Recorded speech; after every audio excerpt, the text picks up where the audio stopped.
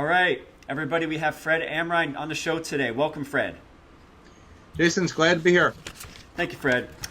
Fred Amrein is an expert on the college funding process. So his personal financial planning knowledge helps families make better college funding decisions. Fred's unique approach brings together the financial aid process, college savings plans, educational tax strategies, and the various options to lower the cost of education. In addition, he has an understanding of the importance of the educational outcome that includes knowledge of student loan repayment, consolidation, and forgiveness. He's the author of Financial Aid and Beyond, Secrets to College Affordability. As the book title implies, the college financial decision goes beyond the financial aid process for most families. Fred's hope is to provide better financial information and improve the financial literacy within the college decision. Fred has also developed EFC Plus, an innovative college net price calculator that projects the financial outcome of college based on each family's financial situation. The EFC Plus tool generates all of the complicated financial numbers and organizes it in one place. As development continues, the EFC Plus will provide a solution from saving for college to student loan forgiveness all in one place. It will eliminate the complications and confusion that most students and parents face as they go through the process. Did I leave anything out there, Fred? That kind of fills it all together from a professional standpoint, but I'm also the veteran of raising 3 daughters, and they nice. All gone through the process. So 2 changed schools, changed majors. One was a Division I athlete. So that's the personal side. So I've lived the dream of educating my children. Maybe some people would call it a nightmare, but we've done that, and ready to celebrate my 32nd year of marriage to my wife. So it's been a pretty good ride. Wow. I mean, at the end of the day, if you have all those things under your belt, you could say that you lived a good life, if you would agree. I've been blessed. Yeah, I can honestly say I've been blessed. That is excellent. Well, Fred, I'm sure that you, like you said, you've been on both sides of the situation. And as you can imagine, a lot of folks out there can find this process very frustrating. So I'm really happy to have you today because our goal is just to make this process as simple as possible and to help people really get through as much financial aid as they can so they can go to school with either zero debt or close to zero as possible. So thank you for coming on today. Well, thanks for having me. So what are your thoughts on the college financial aid process and most parents' ability to navigate the system to get their child the most money? I think that there's all these myths out there. I think it's a big deal that we have to kind of walk through. Yeah. I think the biggest thing I see is we become very short-sighted. We get emotionally attached to schools, and now with education and careers requiring more education. My oldest is a speech pathologist. I think we have to look at the outcome. It's an evolution in my mind. As my 3 went through, as I said, the first 2 changed schools, changed majors. My youngest one, who didn't, wasn't sure. And again, it's an evolution. I think we try to make this perfect decision. It puts a lot of pressure on the parents, a lot of pressure on the students. And we have to look at it as an evolution as we go through it and look at what it looks like at age 25, how much debt they'll have, how much education will they need, and how do I get to where they want to go. Yeah. Something you mentioned, the emotional connection to certain schools. How are you seeing that impact the outcome with students when really they make the wrong decision? Well, if we really look at it, we've estimated between wrong applications and transfer rates. You look at it, we waste about $1.2 billion of what we've estimated on the consumer side, just on the consumer side. I think we see that in other numbers in the process. The national graduation rate is less than 40%. And the transfer rate after the first 2 years is approaching, depending on what study you look at, is around 35%, which all cascades out because of the emotional side. And believe it or not, financial aid is the biggest reason for transfers. It happens from a variety of reasons. One, we've picked the wrong school, that emotional feeling goes away, or the student just isn't ready. They've done a few things. They got a scholarship and now they didn't do what they needed to do, and their GPA is lower than it should be, so now they have to transfer out. So it can be a variety of reasons why that transfer happens, but it a lot relates to being either prepared or the emotional reality coming forward. Absolutely. My guess when you talk about transfer, you're not speaking of going to community college for 2 years and then transferring. You're talking about making the wrong decision on school, right? That's correct. Okay. Yep. Yeah. As I said, I had 3 and 2 of them did that for very, very different reasons. Yeah. So yeah. It's interesting. Yeah, in California, we have a great community college system, so I highly recommend that for folks that aren't ready to pay for the full cost because it can go essentially for free if they really do the applications right. So, yeah, you know what? I'm here in Pennsylvania, so we have a very good system here too. you'd actually be surprised at the number of students that actually finish that start that process. And again, there's a lot of peer pressure for students that go through that it's not as fancy to go to that nice 4-year boarding board and all that stuff, that impression. So it's a again, we don't look at the outcome. Everyone's just looking. What's weird about it is when you get your diploma, it doesn't say you did 2 years of community college or 2 years of whatever. It says where you graduated from. Absolutely. I mean, I'm a product of that. So I took that route. No one has asked me. No one has cared. So, but to lower that debt when you come out was hugely impactful in my life. So, when folks aren't ready to pay for it, I always recommend going that route. Fred, what are the top 3 mistakes most parents or young applicants commit in the financial aid process? I think, we've talked about the first one, making the emotional tie to a school that I need to go here. It's the only place I'm going to be successful. Yeah. I think is one big thing, is not understanding the financial commitment of how that's going to work. We do, a what over 4 years. We do a cash flow when we work with clients. So that's an important part of going through that process, understanding the numbers, and then, looking at what the outcome is. And I think also the year you can decide what career path you're looking at, how much education you're going to need, because that's going to cascade out to what's the debt structure going to look like, which will then cascade out to what loan repayment and loan forgiveness options do I have. So that whole debt structuring process and how the money is going to go out the door is often overlooked. There's a lot of myths about what my EFC number looks like, how that's going to help me, and I'm not sure we spend too much time on that part of it and not really look at what the whole picture looks like. And just to clarify, by EFC we mean expected family contribution, right? Correct. So when you complete what's the FAFSA form, and the second methodology is called the CSS profile, that's the resulting number, and how that gets factored into the process is cost of attendance minus that EFC is what you qualify for need-based aid. That's just the need-based side. You could still get merit-based aid as you go through this process that may help you also pay for college. Absolutely. So you mentioned that emotional connection. What are some things that parents can do to help their children make the right decision, even though they have the peer pressure, even though they may feel they have to go to a certain school? How can they have those conversations? I think it's really there are a few things. When you do the college visits, the schools are very good marketers. Yeah. So they're going to tell you need to apply. We have plenty of financial aid. Yeah. You need to kind of look through that and see how that works. I think you need to visit the career centers now. Okay. Big part of your process should be visiting the career center. That helps you focus on the outcome. It helps you identify where internship programs are. It helps you identify what, if your child's not sure or you're not sure, what tools that the career center has to offer you to help you make the decision are all part of that. So I think that's a way to get over the emotional side and become practical. Again, the way we approach it is we look at that and show you the numbers so you can see the value. And I think that's the ultimate goal there is having open discussions of the child looks like at age 25 of quality of life, of how much income they're going to have, how much debt they will have, so they can move forward in their life, being productive adults. Yeah, I don't think people think about that too much, because I've dealt with plenty of folks that they come out with $100,000, even from law school, right? And they come out, they may make 60 or 70 their first few years, but they don't realize the payment's going to be $1,000 or $1,200 a month. So really, it's like they're living off about 40 to 45. And so their lifestyle's not quite what they think it's going to be, and it takes a lot. And 7 or 8 years until you make partner or whatever it may be is a long time. And people don't always think about those things. I would agree with you. We'll come across clients that'll ask me, "Oh, can you sit down with my child?"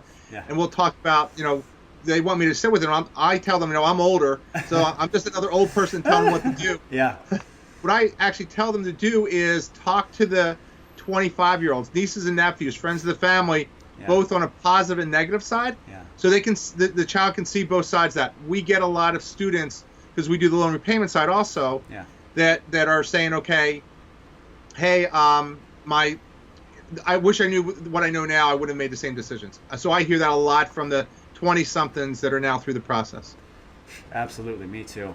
And that's actually something I'm looking into. I'm looking to find some people. So if you know anybody that has massive student loan debt that would love to be interviewed and can share their story so that we can get this out and help people really feel that, I'm definitely interested in hearing from somebody. I'm gonna. There's a group, and we met them at the FinCon conference. Okay. I'll try to hook you up, but that's what they do. That'd be great. And I'm gonna forget their website, but they do all story-based stuff. That would be excellent. Excellent. Yep.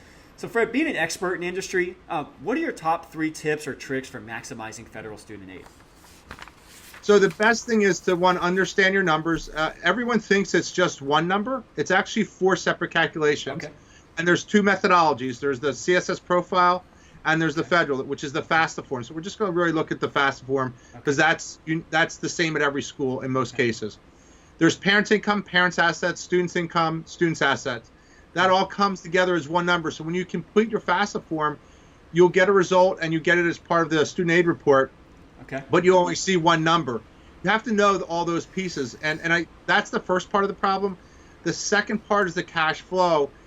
There's some investment people in the college space that will try to sell you life insurance or annuities, which may help you on your financial aid position. Your EFC may lower that number, but the problem you run into is now when you need to pay the bills, the money is not available to you, or if you need it, it's going to come out as penalty. So you be very careful when you go.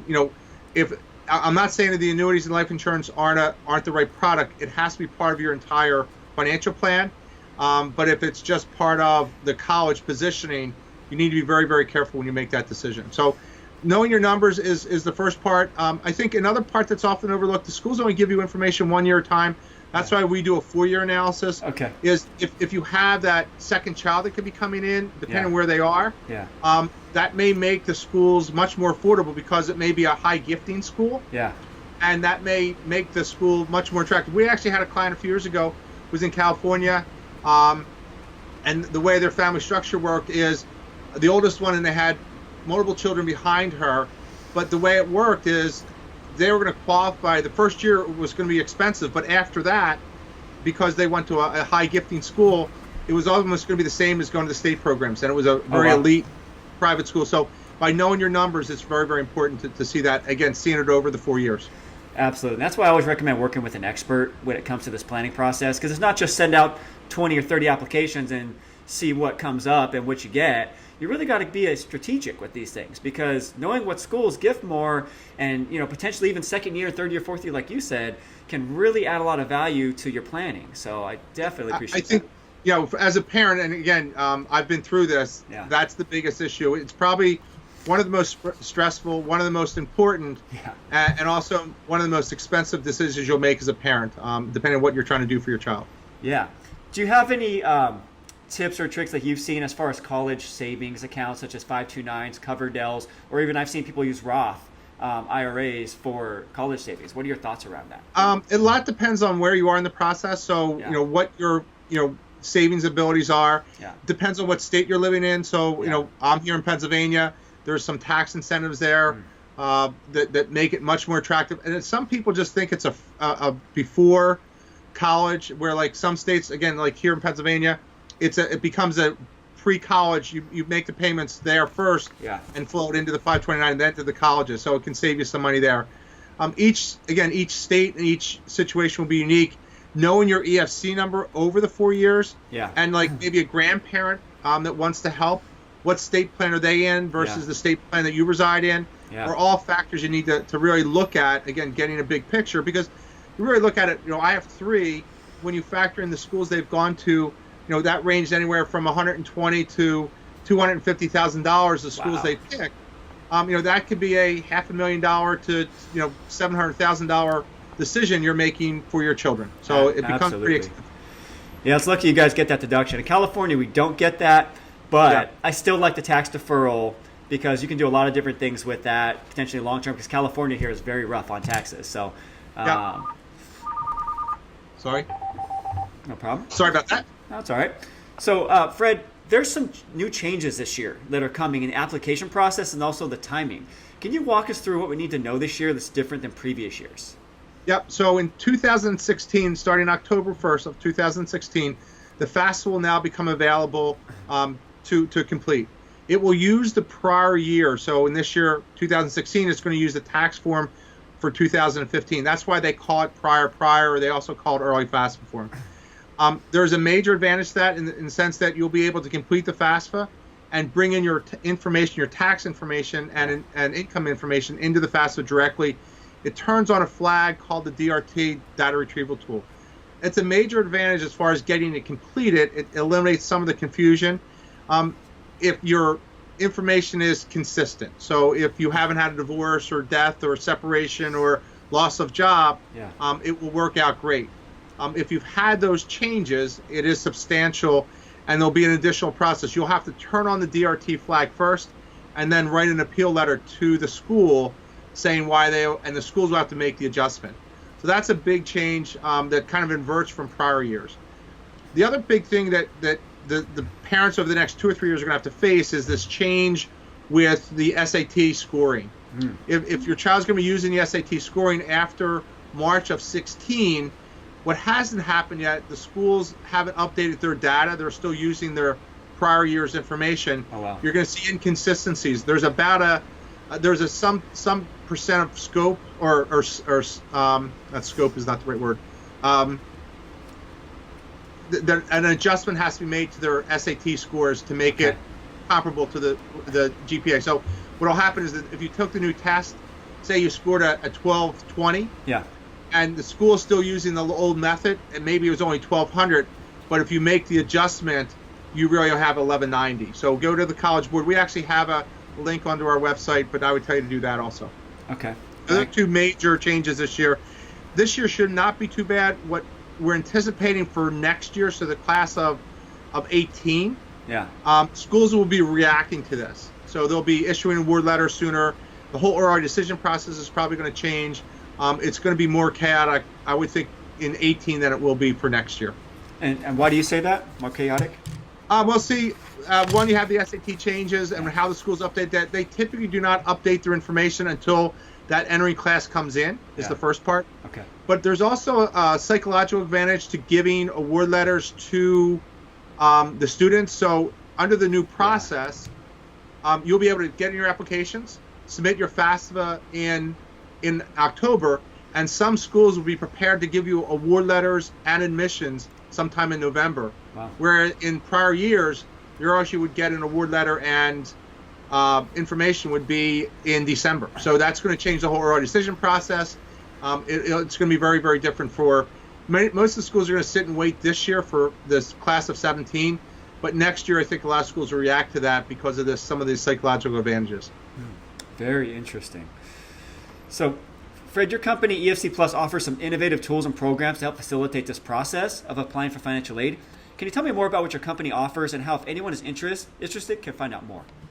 Yeah, what we're trying to do is create a comprehensive solution, which we're hoping by early 17 will be completed. Right now, we have the college decision tool with a cost analyzer that is available on the market. So go out to efcplus.com. And then released probably in the next week or so will be the second tool. This will be for the in-college person. Okay. This would include grad school, associate's degrees, all that. That will actually is a really neat tool that will help you envision your outcomes. It builds a personal PL for the student. It does all the loan repayment options based on how you structure the debt. Wow. And the third tool that, again, will be available probably in early 17 will be once I've graduated or I'm in repayment, life changes, I've gotten married, things change, I've changed jobs. Yeah. That will help you through that, consolidation process and all that. We're really excited about that. I would also tell you to maybe visit EFC Plus. The website's really a great place, but also sign up for the newsletter. We write some really great articles, keeps you up to date on what's going on as you go through this process. We'll be adding more content on the student loan repayment side as those other tools start coming out. Most of the focus has been on the college decision process, but as we start releasing these other tools, that information will be available. So we're pretty excited about it. And what's really neat about it, it's very interactive. So if you're working with a financial planner, it's not all reports, it's all interactive. It's interactive in the sense that you put your information, your results are right there for you. Awesome. So do you have pricing available for what you have now and then potentially what you're going to be offering? Yeah, so for individuals, it's very similar to the solutions you have for your taxes. Okay. Again, it provides that customized solution. Yeah. So if you buy at retail, it is $49.95, and there's a discount code. I'm actually creating one for you. Nice. Jason, it's called KISS. So we're going to be out there. Your people listening can buy it for $42.50. Nice. So that'll be available after the show today. And then for advisors, there is a bulk discount. They have to buy 10 licenses, and that's at $25 a seat per license. Excellent. Love that. So what we'll do is we'll create a landing page specifically for you at kisplanning.com/Fred. That's kisplanning.com/Fred, and that's where we'll house that discount code and also a link to your website. So if anybody interested can actually purchase that tool. Sure. Well, if they go out to and they don't go through that process, the discount code for you will be KIS. Sorry, KIS. Sorry. Like, keep it simple. Keep it simple. That sounds great. That's what we're trying to do overall. Absolutely. And we leave the second S off because there's no need for name calling. Fred, well, I want to thank you for your time today. The information you gave was so valuable. I'm so excited to share this with our audience and also even the local teams that are coming up at a career day that we're having October 15th here in LA. So if anybody's interested in coming and watching this video in LA, it's going to be at 715 Brady Avenue in Los Angeles, October 15th from 11 a.m. to 3 p.m. Other than that, Fred, I want to say thank you so much for coming on today. And we'd love to invite you back on later on once you go to the conference this year to share if there's any new changes or any other information that you bring out. How does that sound? Sure, that sounds great. Each year we go to the Department of Ed Financial Aid Conference. It's the week after Thanksgiving. And be happy to join you and do something on year-end planning for it. Sure. Awesome. Thank you so much, Fred. Have a great day. All right. Have a great day.